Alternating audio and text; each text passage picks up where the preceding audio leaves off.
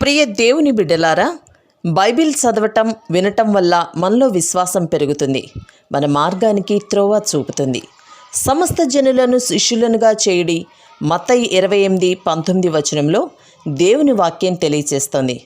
Telugu బైబిల్స్ను RRK మూర్తి గారు research చేసి విశ్లేషణ చేసిన బైబిల్లోని ప్రతి అధ్యాయాలను వచనాలను వరుస క్రమంలో అనగా ఆదికాండం నుండి ప్రకటనా గ్రంథం వరకు ఇవ్వబడుతుంది.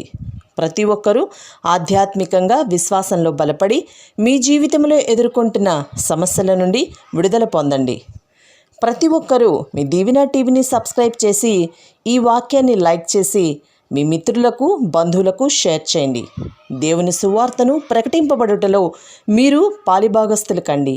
ప్రియ సోదరీ సోదరులారా, నేడు మన వాక్య భాగం యోనా గ్రంథం 3వ అధ్యాయం 7 నుండి 10వ వచనం వరకు. సావధానంగా వినండి. నీనెవే రాజు తాను ఆయన మంత్రులు ఆజ్ఞ ఇయ్యగా దూతలు నీనెవే పట్టణములో చాటించి ప్రకటన చేశారు. ఒకవేళ దేవుడు మనస్సు త్రిప్పుకొని పశ్చాత్తప్తుడై మనము లయము కాకుండా తన కోపాగ్నిని చల్లార్చుకుంటాడు గనుక మనుష్యులు ఏదీ పుచ్చుకోకూడదు. పశువులు గాని ఎద్దులు గాని గొర్రెలు గాని మేత మేయకూడదు, నీళ్లు తాగకూడదు. మనుష్యులందరూ తమ దుర్మార్గములను విడిచి తాము చేసే బలాత్కారమును మానివేయాలి. మనుష్యులేమి పశువులేమి సమస్తమును గోనెపట్ట కట్టుకోవాలి. జనులు మనఃపూర్వకంగా దేవుణ్ణి వేడుకోవాలి.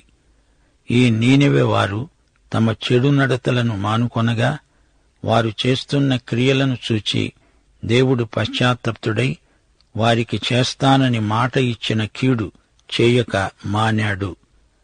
నినవేలో అధిక సంఖ్యాకులు తాగుబోతులు, మద్యపానం ఆ పట్టణంలో అంతటా ప్రవర్తిల్లే దుర్వ్యసనం. అయితే రాజుగారి ఆజ్ఞ, ఎవ్వరూ నీళ్లు కూడా త్రాగకూడదు. ప్రతి ఒక్కడూ తన పాపక్రియలను పూర్తిగా మానేయాలి. ప్రియ శ్రోతలు, వింటున్నారా? క్రీస్తు దగ్గరికి నీవు ఉన్నపాటున రావాలి. వచ్చి రావటంతోటే పాపాలన్నిటినీ పూర్తిగా విసర్జించాలి. క్రీస్తుకు దగ్గర అయిన వారు పాపానికి దూరమవుతారు. యేసుక్రీస్తును అంగీకరించిన వారెవరైనా పాపం చెయ్యజాలరు. రాజుగారి శాసనం విన్నారా? అందరూ తమ దుర్మార్గమును విడిచి తాము చేసే బలాత్కారాన్ని మానాలి. జనులు మనఃపూర్వకంగా దేవుణ్ణి వేడుకోవాలి. సింహాసనం మీది రాజు మొదలుకొని పొలంలో పనిచేసుకునే రైతు వరకు అందరూ తమ పశ్చాత్తాపాన్ని వ్యక్తం చేశారు. నీనెవెలో ఎక్కువ మంది దౌర్జన్యపరులు. అందరూ మారు మనస్సు కలిగిన వారై తమ దుఃఖాన్ని వెలిబుచ్చారు. సంఘం నమ్మకంగా సువార్త ప్రకటించాలి. ప్రజలు పశ్చాత్తప్తులై ప్రభువును స్వకీయ రక్షకునిగా అంగీకరించాలి. ఇది సంఘ ఉజ్జీవానికి ఫలితమని మనం గుర్తించాలి. సంఘమంటే నువ్వు నేను. సంఘంలో ప్రతి వ్యక్తి సంఘ ఉజ్జీవానికి దోహదపడాలి. క్రీస్తు కొరకు ఆత్మలను సంపాదించాలి. సంఘంలోని ప్రతి విశ్వాసీ ఒక స్తంభం. చూచారా? యోనా ప్రసంగాలకు నీనెవే పట్టణమంతా కదిలించబడింది. ఆ మహానగరంలో గొప్ప సంచలనం కలిగింది. అందరూ దేవుని యందు విశ్వాసముంచారు, రక్షించబడ్డారు. నోవహుకు ఇలాంటి అనుభవం లేదు. ఇది యోనాకు కలిగిన ప్రత్యేక అనుభవం. పట్టణమంతా ప్రభువు వైపునకు మరలింది. రాజుగారికే ఆశ్చర్యం వేసింది. ఈ నీనెవే వారు తమ చెడు నడతను మానారు. వారు చేస్తున్న ఈ మంచి పనులను చూచి దేవుడు పశ్చాత్తాపము చెందాడు. ఈ మాటను అపార్థము చేసుకోకండి. పశ్చాత్తాపము అంటే మనసు మార్చుకోవడం. దేవుడు మనస్సు మార్చుకుంటాడా అని కొందరు అడుగుతున్నారు. దేవుడు మారనివాడు. ఆయన యందు గమనాగమనముల వల్ల కలిగే ఛాయ కూడా లేదు. నిన్న నేడు సదాకాలము ఆయన ఒకే రీతిగా ఉంటాడు. దేవుడు మారాల్సిన అగత్యమేమీ లేదు. దేవుని ప్రణాళిక జగత్పునాదికి ముందే నిర్ణయమైంది. దేవుడు దానికి అనుగుణంగానే పనిచేస్తాడు. ఆయనకు ఎవరూ ఏదీ చెప్పనక్కర్లేదు, సలహాలివ్వాల్సిన అవసరమేదీ లేదు. దేవునికి ఆది తెలుసు, అంతమూ తెలుసు. భూత భవిష్యద్ వర్తమానాలు ఆయనకు ఒక్కటే, సర్వజ్ఞుడు. అయితే బైబిలులో కొన్ని మాటలు మానవతకు సంబంధించినవి. వాటిని దేవునికి ఆరోపించడం జరిగింది. మనకు అర్థం కావాలని దేవుడు మానవ భాషలో మాట్లాడాడు. 2 దినవృత్తాంతములు 16వ అధ్యాయం 9వ వచనంలో ఏమి చెప్పబడింది? తన ఎడల యథార్థ హృదయము గలవారిని బలపరచడానికి యెహోవా కనుదృష్టి లోకమంతటా సంచారం చేస్తోంది. దేవుడు ఆత్మ, ఆయనకు కండ్లుంటాయా? మానవునికి కండ్లు ఇచ్చినవాడు చూడలేడా? దేవుడు అన్నీ చూడగలడు. ఆయన సర్వవ్యాపి అనడానికి మానవ భాషలో దేవుని కన్నులు అంతటా చూస్తాయి అని చెప్పబడింది. దేవుని బాహువు, దేవుని హస్తము అన్నప్పుడు ఆయన పరాక్రమము, క్రియాశక్తిని గురించి మనం అర్థం చేసుకోగలం. కీర్తనలు 19 మొదటి వచనం, ఆకాశములు దేవుని మహిమను వివరిస్తున్నవి, అంతరిక్షము ఆయన చేతి పనిని ప్రచురపరుస్తున్నది. దేవుని చేతి వ్రేలు ఇదంతా చేసింది. దేవుడు భూమ్యాకాశాలను సృజించాడంటే దానికి ఆయన చెయ్యి అంతా కాదు, చేతి వేలు చాలు. యెషయా దేవుడిచ్చిన రక్షణను గురించి చెబుతూ 53వ అధ్యాయం 1వ వచనంలో అన్నాడు, మేము తెలియచేసిన సమాచారము ఎవడు నమ్మాడు? యెహోవా బాహువు ఎవరికి బయలుపరచబడింది? ఇక్కడ దేవుని చేతి వేలు కాదు, ఆయన బాహువు ప్రస్తావించబడింది. సృష్టించడానికి దేవుని చేతి వ్రేలు చాలుగాని మానవతను విమోచించడానికి దేవుని బాహువు పనిచేయాల్సి వచ్చింది. మనం గ్రహించగలిగేటట్లు ఈ విధంగా దేవుని గుణగణాలు మానవ భాషలో వర్ణించబడినవి అని మనం గ్రహించాలి. మానవుల మానసిక భావోద్రేకాలను, దేవుని మనస్సును వివరించడానికి భాషాపరంగా కొన్ని పదాలను ప్రయోగించడం జరిగింది. దేవుని కోపం, ఉగ్రత అనే మాటల ద్వారా మానవ భాషలో దేవుని మనస్సును కొంతవరకు గ్రహించగలం. పాపమంటే దేవునికి కోపం. మానవుల భక్తిహీనతపై దేవుని ఉగ్రత కృమ్మరించబడుతుంది. అయితే దేవుని కోపం మనకు కలిగే కోపం లాంటిది కాదు, అది మహాపవిత్రమైన కోపం. ఎవడైనా నిన్ను తిట్టాడనుకో, నీకు వెంటనే కోపం వస్తుంది. గాని దేవుని కోపం అలాంటిది కాదు. దేవుడు పాపిని కాదు, పాపాన్ని ద్వేషిస్తాడు, పాపిని ప్రేమిస్తాడు. అలాగే లేఖనముల్లో దేవుడు ప్రేమిస్తాడు అన్నప్పుడు మానవులం మనం ఎలా అర్థం చేసుకుంటున్నామో, ఉదాహరణకు రూతు గ్రంథం చూడండి. రూతు బోయజుల మధ్య ప్రేమ, అది దేవుని ప్రేమకు ఉపమానం. అలాగే సంఘము యేసుక్రీస్తు యొక్క పెండ్లి కుమార్తె అని చెప్పబడింది. అనగా దేవుడే ప్రేమ. ఆయన ప్రేమించడం తప్ప మరేమీ చెయ్యలేడు. ప్రేమ దేవుని స్వభావం. ప్రేమించకుండా దేవుణ్ణి ఎవ్వరూ ఆపలేరు. ఇక్కడ మన పాఠంలో యోనాను చూడండి. దేవుడు పశ్చాత్తాపం చెందాడు అంటే ఏమిటి? పశ్చాత్తాపం అంటే మనసు మార్చుకోవడం. ఒక మనిషి పశ్చాత్తప్తుడయ్యాడంటే ఏదో తప్పు చేశాడు, ఆ విషయమై తన మనసు మార్చుకుని ఆ పాపాన్ని విసర్జించి దేవుని దగ్గరికి వచ్చి క్షమాపణ అడిగి దేవుని పక్షానికి వచ్చాడు అని అర్థం. నీ పాపాన్ని ఒప్పుకున్నావు అంటే నీ పాపం విషయంలో దేవునితో ఏకీభవించి ఆ పాపాన్ని ద్వేషించావని, దేవుని మనస్సుతో నీ మనసు ఏకీభవించిందని తెలియచేస్తున్నావు అని అర్థం. అయితే దేవుని పశ్చాత్తాపం ఎలాంటిది? దేవుడు మనసు మార్చుకుంటాడా? అయ్యో, నేను ఫలాని తప్పు చేశాను, నినెవేను నాశనం చెయ్యంలే అంటాడా? అలా అనుకోకూడదు. యోనా నీనెవెకు వచ్చి తీర్పు సందేశం ప్రకటించినప్పుడు ఏమి జరిగింది? నినెవీయులందరూ 2 తీర్మానాలు తమ ముందున్నట్లు చూడగలిగారు. దేవుని సందేశాన్ని వారు అంగీకరించగలరు, తిరస్కరించగలరు. ఈ రెండిటిలో ఏదో ఒక తీర్మానం వారు చేసుకోవలసి ఉంది.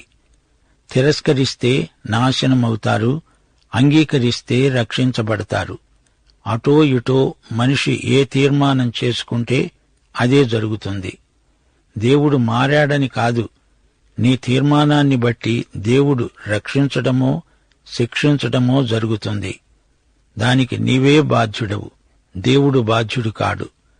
దేవుని వాక్యాన్ని ఎవరంగీకరిస్తారో వారిని దేవుడు ఆశీర్వదిస్తాడు. తిరస్కరించేవారు తమకు తామే శిక్ష విధించుకుంటున్నారు. తన వద్దకు వచ్చేవారిని ఆయన ఎంతమాత్రమూ తోసివేయడు. ఇప్పుడు చెప్పండి, దేవుడు మారాడా? మారతాడా? దేవుడు మారినట్లు నీకు అనిపిస్తోందా? మారాల్సింది నీవు. యోనా ప్రకటించాడు, 40 రోజుల్లో దేవుని తీర్పు రాబోతోంది. నీనెవె పట్టణం నాశనమైపోతుంది. దేవుడు ఈ పట్టణాన్ని నాశనం చేస్తాడు. అయితే దేవుడు నినెవేను నాశనం చెయ్యలేదు అంటే దేవుడు మారాడనే? అలా అనరాదు. దేవుడు నిన్న నేడు సదాకాలం ఒకే రీతిగా ఉంటాడు. నీనెవే పట్టణం నాశనం కావచ్చు, లేదా రక్షించబడవచ్చు కూడా. వారు దేవుని వాక్యం విని విధేయులవ్వకపోతే అందరూ నశించేవారే. అయితే వారు దేవుని సందేశాన్ని అంగీకరించారు, దేవుని యందు విశ్వసించారు, తమ చెడుతనాన్ని విడిచారు. దేవుడేమీ మారలేదు. తన వైపునకు మరలిన వారిని ఆయన తప్పక రక్షిస్తాడు. దేవుడు నాడు నేడు అంతే. మారాల్సింది మనిషి. నీనెవె పౌరులంతా దేవుని వాక్యం విని మారారు. అదే మారు మనసు అంటే. మనుషులెవరైనా దేవుని వాక్యానికి లోబడితే మారతారు. ప్రభువునందు నూతన సృష్టి అవుతారు. దేవునికి స్తోత్రం. ప్రియ శ్రోతలు, వింటున్నారా? నీనెవెలో ఉజ్జీవం. ప్రజలందరిలో పరివర్తన వచ్చింది. వారందరూ తమ పాపాలు ఒప్పుకొన్నారు, పాపాలను విసర్జించారు, పశ్చాత్తప్తులయ్యారు. పశ్చాత్తాప సూచనగా గోనెపట్టలు కట్టుకొని బూడిదలో కూర్చున్నారు. అంతరంగంలో వచ్చిన మార్పు ఇది. కేవలం బాహిరమైన ప్రదర్శన అయితే అది వేషధారణ అవుతుంది. లోపల అనుభవం ఉంటే దాన్ని వ్యక్తం చేయడం అర్థవంతమైన చర్య. మతాచారాలు మాత్రమే అయితే ఆత్మకు ప్రయోజనమేమీ ఉండదు. ఉపవాసాలు, ప్రార్థనలు మతలాంఛనాలైతే అవి నిర్జీవ క్రియలు. యథార్థత, నిజాయితీ లేని మతాచారాలు మనిషికి మత్తుమందులాంటివి. మతం గుడ్డిది, దానికి కళ్ళు లేవు. పశ్చాత్తాపం హృదయములో నుండి పెల్లుబికి రావాలి. నీనెవె వారు నైతికంగా దిద్దుబాటును ప్రదర్శించారు. గనకే దేవుడు వారి పాపాలను క్షమించాడు. వారిని దేవుడు తన బిడ్డలుగా స్వీకరించాడు, అంగీకరించాడు. యోనా ప్రసంగం విని రాజు మొదలుకుని రైతు వరకు అందరూ ఆత్మ పరీక్ష చేసుకున్నారు. ప్రజల హృదయాలలో, వారి మనస్సాక్షిలో దేవుని వాక్యానికి గొప్ప ప్రతిస్పందన కలిగింది. వారు తమ చెడు నడతలను మానుకున్నారు. పాపాలు పలు విధాలు. ప్రతి పాపి తన స్వంత మార్గాన్ని వదలడు. మారుమనసు పొందినవారు వెంటనే తమ పాపాలను ఒప్పుకుంటారు, వాటిని పూర్తిగా విసర్జిస్తారు.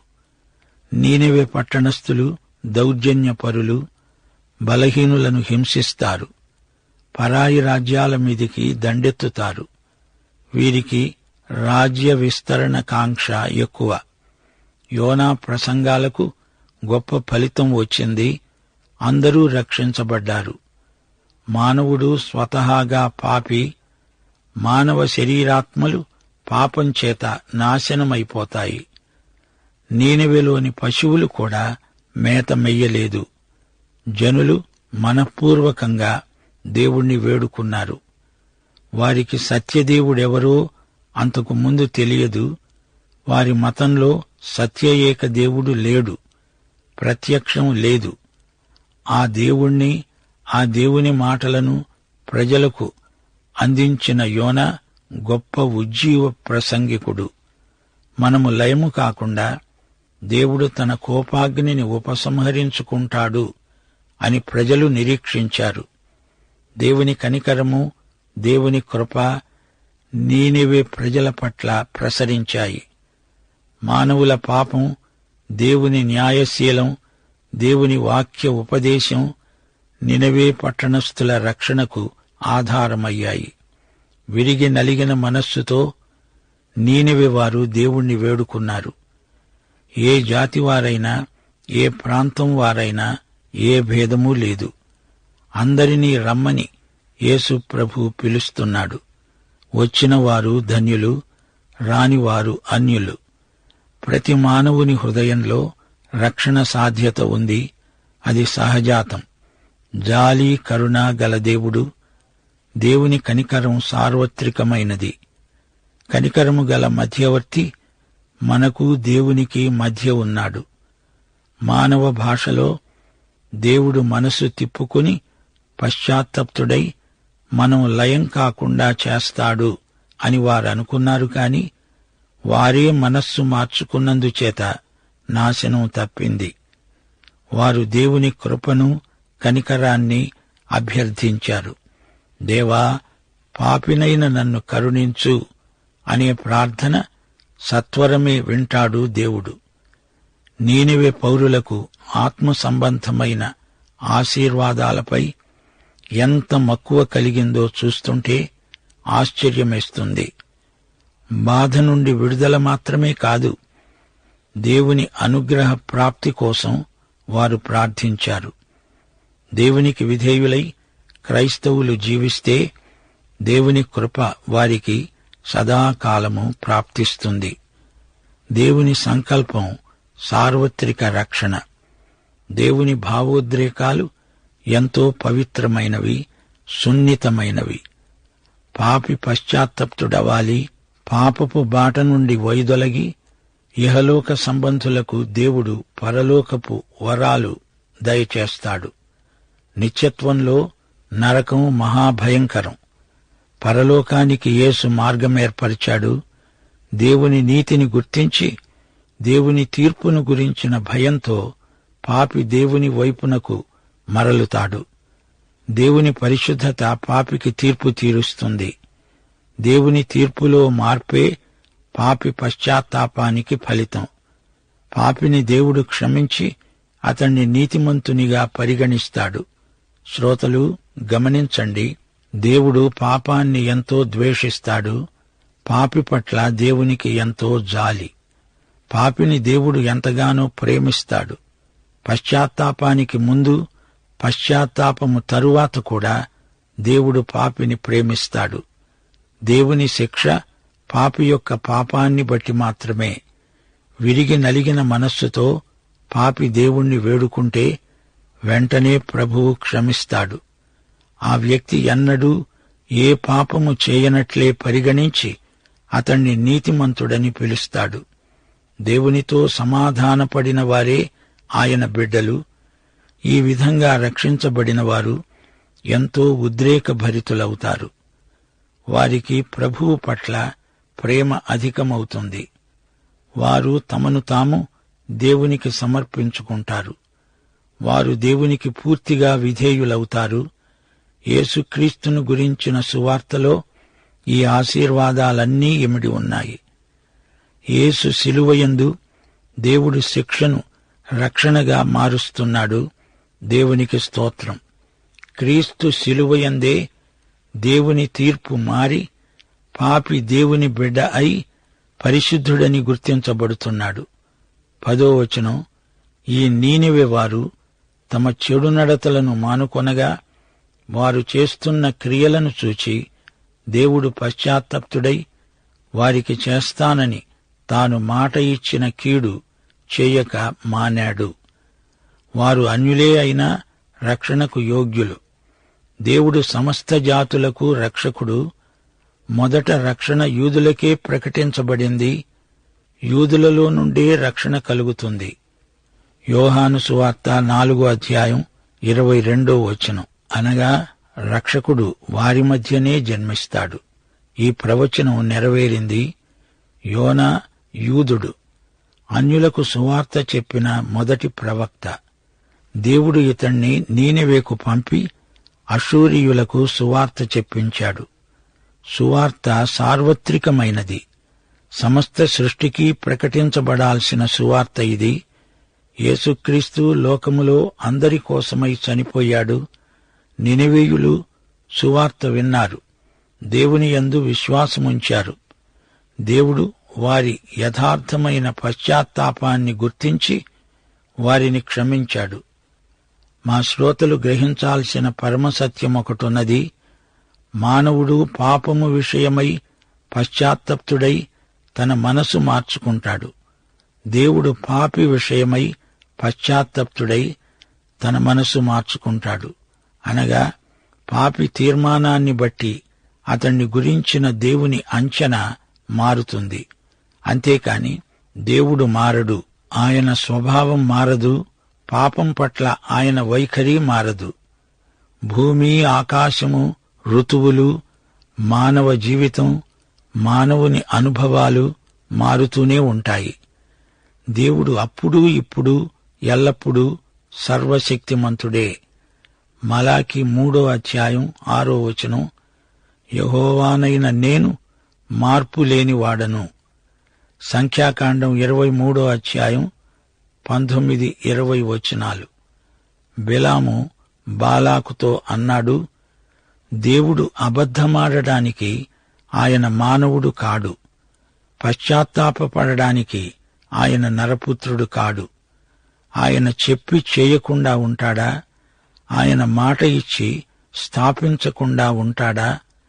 ఇదిగో దీవించుమని సెలవైంది, ఆయన దీవించాడు, నేను దానిని మార్చలేను. దేవుడు ఎంతైనా నమ్మదగినవాడు, విశ్వసనీయుడు.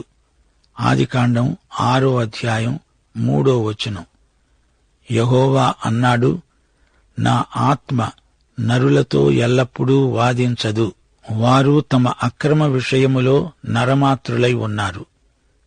యిర్మీయా గ్రంథం 13:7 దానిని పెళ్లగిస్తానని, విరగ్గొడతానని, నశింపజేస్తానని ఏదో ఒక జనమును గూర్చిగాని రాజ్యమును గూర్చిగాని నేను చెప్పి ఉండగా, ఏ జనమును గూర్చి నేను చెప్పానో ఆ జనము చెడుతనము చేయడము మానిన ఎడల నేను వారికి చేయనుద్దేశించిన కీడును గూర్చి సంతాపపడతాను.